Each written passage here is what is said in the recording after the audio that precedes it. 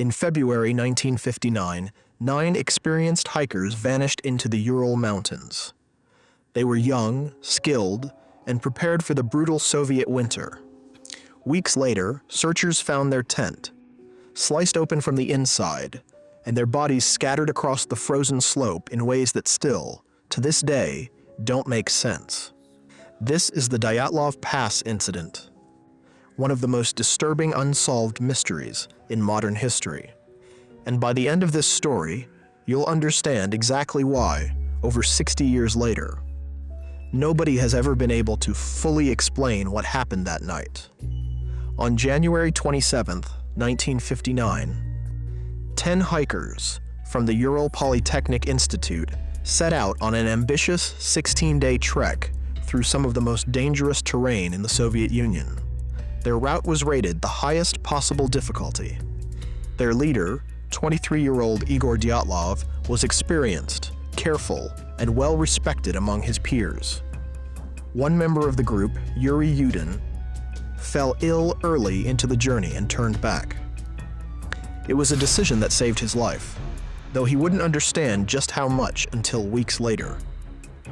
The remaining 9 continued on without him, unaware it would be the last time he'd ever see any of them alive.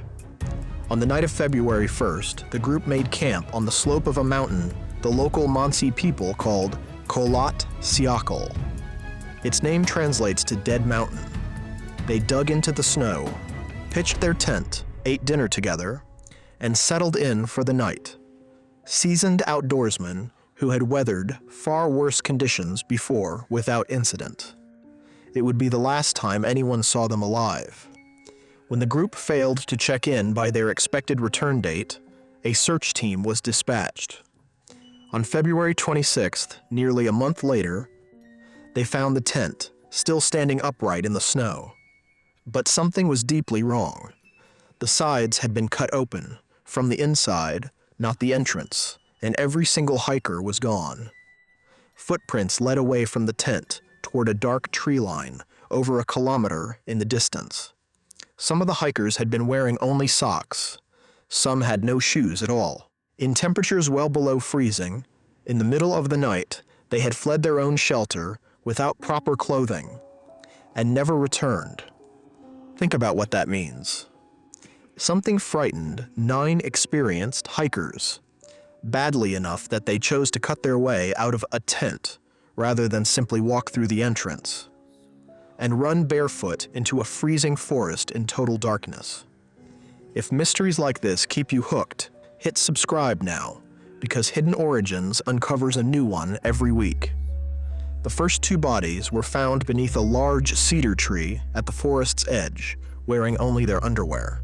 Investigators noticed something strange, broken branches, high up the trunk, suggesting someone had climbed it, perhaps searching for a way to see the campsite, or watching for something approaching from the darkness below.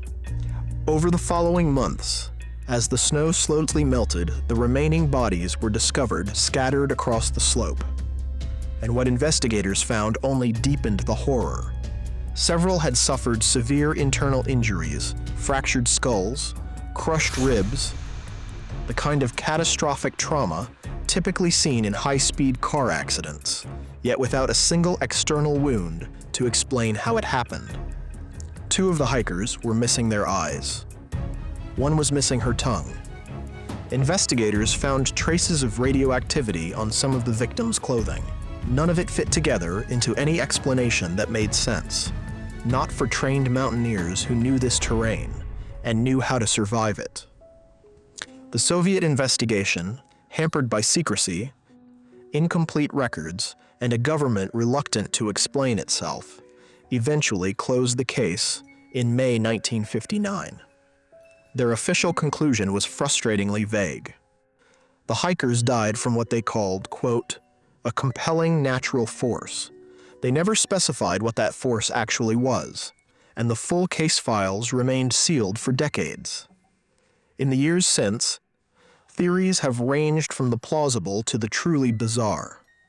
Some members of a separate hiking group camped nearby that same night reported strange glowing orange spheres hovering in the sky above the mountain.